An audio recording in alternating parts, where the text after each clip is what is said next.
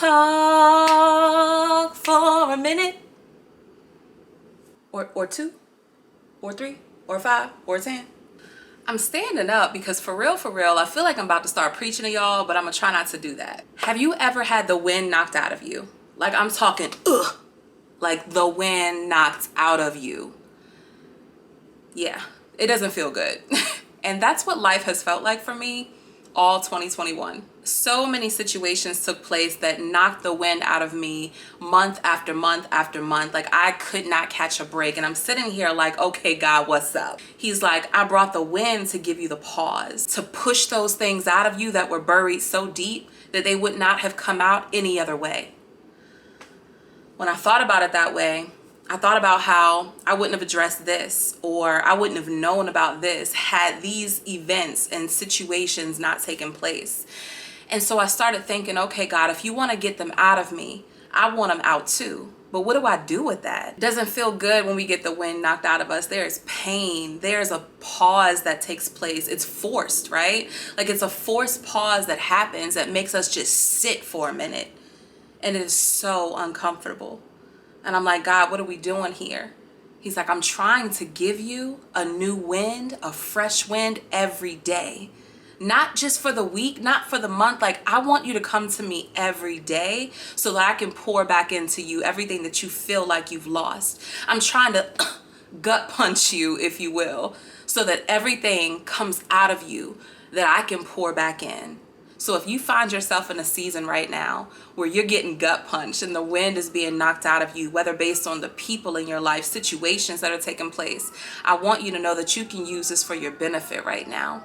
One of the most difficult things about going through tough seasons in life is feeling like you're doing it by yourself. And I think that's why I'm such a big proponent of, guys, let's get through this together, because trying to feel like we're navigating the storm by ourselves is really, really tough, and it makes the journey even harder. Now, there are times you're going to have to walk through a season alone, and you're going to have to trust that God's got you. I've been there, and I'm still there.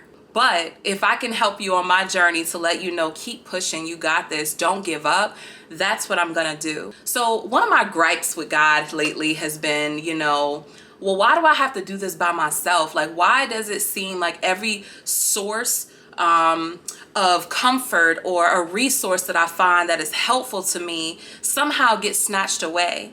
Our resources during our tough seasons can look like people who show up for us and give us a word right when we need it. They tell us something encouraging that helps us just keep pushing, right?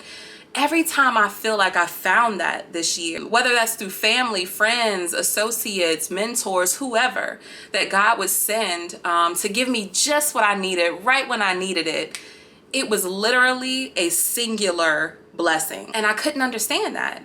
Because I'm just like, God, why, if it seems like the one thing that I needed, you sent it to me, and then when I try to go back to that place to maybe get fueled up again, it's not working? Because I'm trying to give you a fresh wind. I'm trying to give you something fresh and new every single day. So, for example, I may have found someone that I could talk to during a certain portion of my life this year that I'm going through this. So I talk to that person, and God will use that person to help me in that moment. Well, let's say I'm in a low place again, and I feel like I need someone to go to and talk to about something that I'm experiencing or something that's happened to me. And I feel like I really need somebody to talk to, because sometimes we really be feeling like we need somebody to talk to. And when I try to go to that person, they are no longer available, no longer willing to assist, or whatever the case may be. You may have people who actually insert themselves into your situation, whatever that is. And then all of a sudden, once you open up to them, they don't have anything else to say to you. And I couldn't understand why I kept having this happen. Why is it that, when the situation with my church family, I lost my church family based off of the whole situation. I had nobody to talk to, no one to go to, right? God is saying, because I need you to come to me. Let me be that fresh wind. Why is it when things fell apart in my relationship and this person wanted to help and they were available, but then all of a sudden they're not there? Right, because I'm closing that door, because I need you to come to me. God was literally trying to get me to see that I cannot go back to certain things that have helped me because I have to learn to rely on him for something new and fresh daily. And do I trust him to do it? Guys, it's not been easy. This has been a painful journey to walk through. This year, 2021, has been like nothing I've ever seen. Now, thank God I'm still here to tell the story.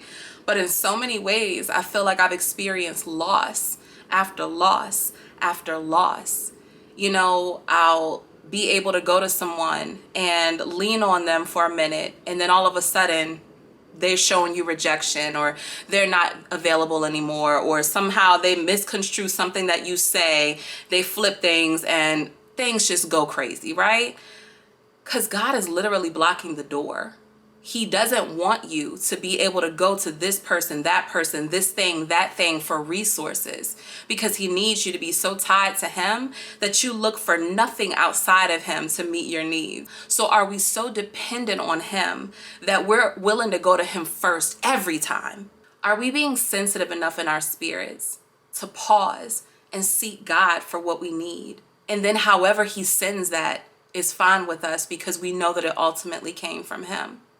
Now, I know, don't get defensive, because I know what it feels like to say, well, I didn't just reach out to these people, they came to me. Or, well, this was my so-and-so, best friend, mom, dad, sister, insert any person that you feel like was there, right? Or should have been.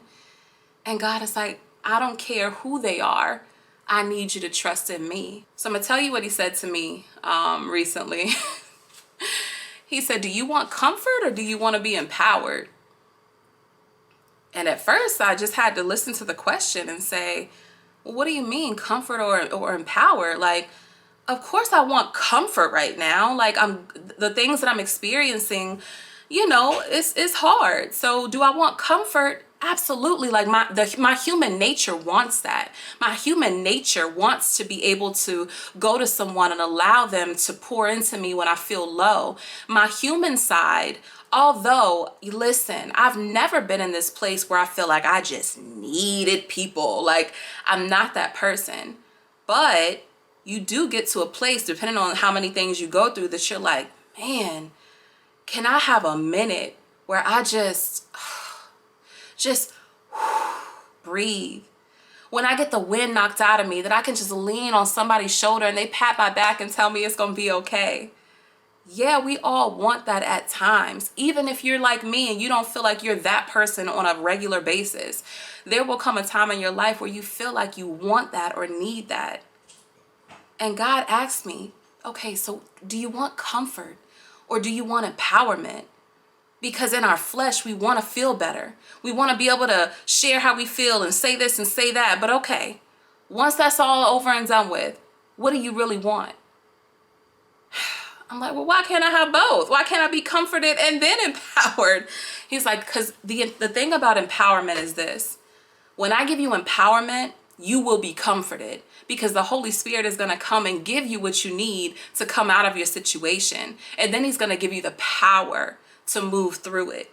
And that's the difference in people who say that they're following me and people who really allow their whole lives to be led by my spirit. And so at this point, I'm in a place, I'm not asking for comfort. I'm asking to be empowered. When different things come my way and they don't feel good, and I feel like I can't take one other thing. I can't take one other gut punch, right? I can't have the wind knocked out of me anymore. God, I'm asking for your power. I'm asking you to empower me to get through this situation. So I thank God right now for shutting every door, every resource that I thought I needed in order to get through this hard season. Because what I can tell you is that it turns out I didn't need any of those things. I may have wanted them, and it's not a bad thing. It's not a bad thing to want people to be there for you, because we all should have support in some way. And we deserve to have people in our lives that allow us to just sink for a minute and then help us get back up. But we won't always have that. And when you don't, what will you do? So I want to ask you, do you want to be comforted or do you want to be empowered? I choose empowerment, because I know that God has given me the strength that I need to get through this season that I'm in. And when I come out on the other side, the comfort that I'm going to feel from that is going to be better than any comfort that a person, a book, food, anything could have given me. So I want to encourage you today to choose your hard. Choose your hard. What do you want? Do you want comfort from people? Do you want comfort over here? Do you want comfort over there? Do you want someone to pat you on the back and tell you it's all going to be okay?